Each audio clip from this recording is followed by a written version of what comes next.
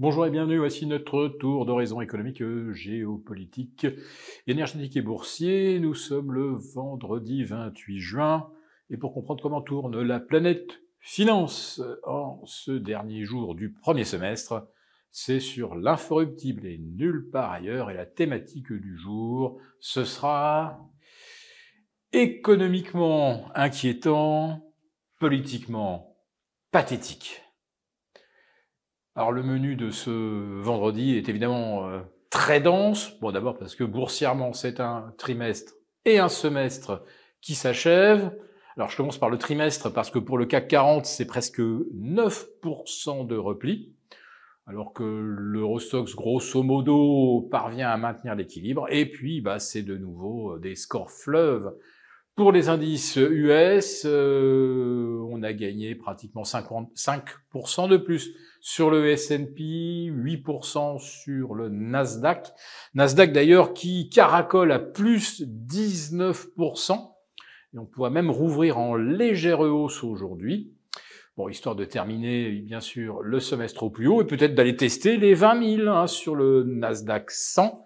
Ah, les 20 000, c'est évidemment un score qui fait rêver.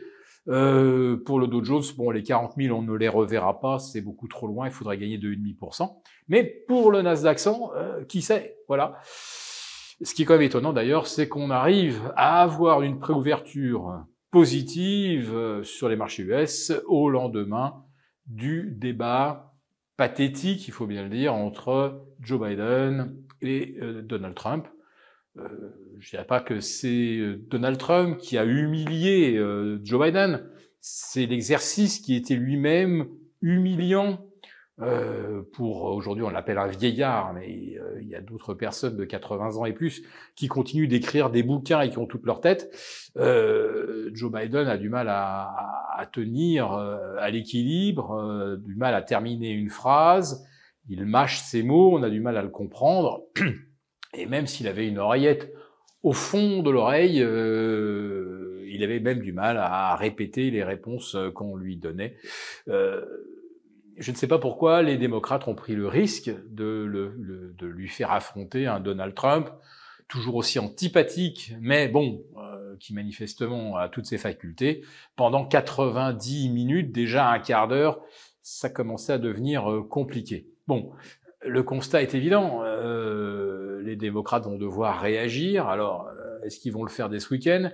Est-ce qu'ils vont le faire après la fête du 4 juillet? Est-ce qu'on va attendre jeudi prochain? Imaginez Trump président, les cérémonies de la fête nationale, ne sachant pas trop s'il faut saluer le chef d'état-major ou dire bonjour aux techniciens qui règlent le prompteur. Bref, les choses deviennent quand même assez compliquées politiquement aux États-Unis. Et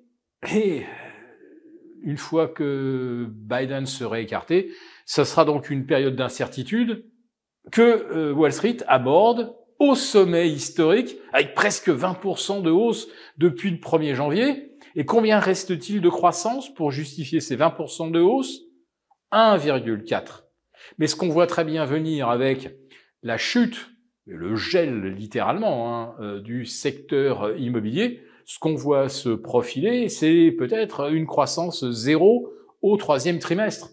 Et ça sera d'autant plus difficile de faire de la croissance que la guerre commerciale entre les États-Unis et la Chine s'intensifie. Et puis, on a toujours les bateaux qui continuent de faire le tour de l'Afrique puisque le canal de Suez est toujours impraticable. Ça renchérit le coût du fret. Donc, question inflation, on n'est pas sorti des ronces. Et en plus de ça, voilà le pétrole qui repasse les 87 $ le baril sur le Brent, qui repasse les 83 sur le WTI. Il est au plus haut pratiquement depuis 3 mois.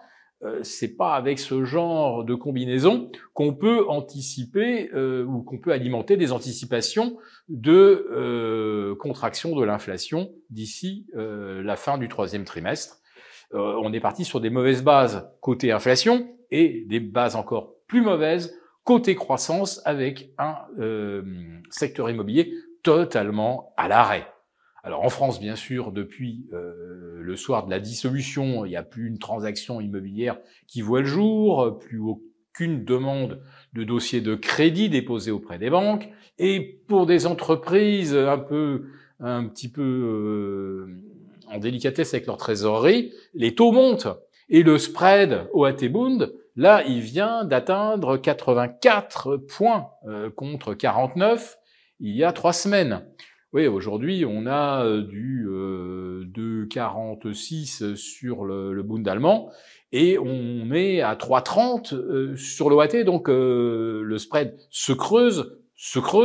Et puis, vous avez le CAC 40 qui, cette semaine, chute en solo face à des places européennes qui, bon an mal an, sont à 2-3% de leurs sommets absolus. Donc clairement, oui, la France est en train de décrocher littéralement. Et aux États-Unis, pourquoi est-ce que l'immobilier décroche? D'abord parce que les taux ne rebaissent pas, évidemment, et deuxièmement parce qu'il y a pratiquement plus une vente.